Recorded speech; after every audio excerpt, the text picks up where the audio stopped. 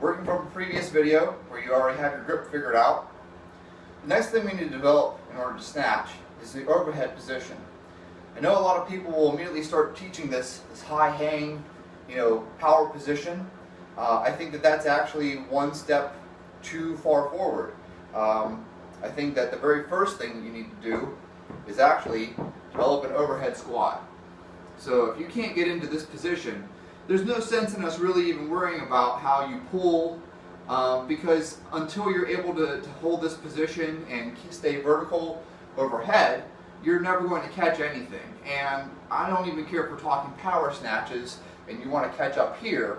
The bottom line is that you need to have a good shoulder position in order to support the weight safely and not, tear a shoulder out or drop it on your head. So the best way to do this, in my opinion, is actually to work with a little bit of shoulder dislocates.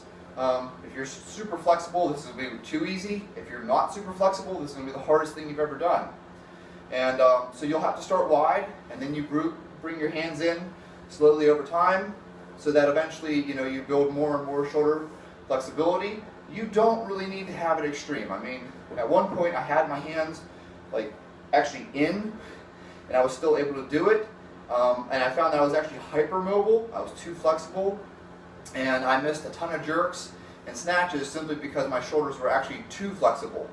So you do need to find a happy medium where you have enough flexibility that you can move through, but you don't want to be hypermobile either.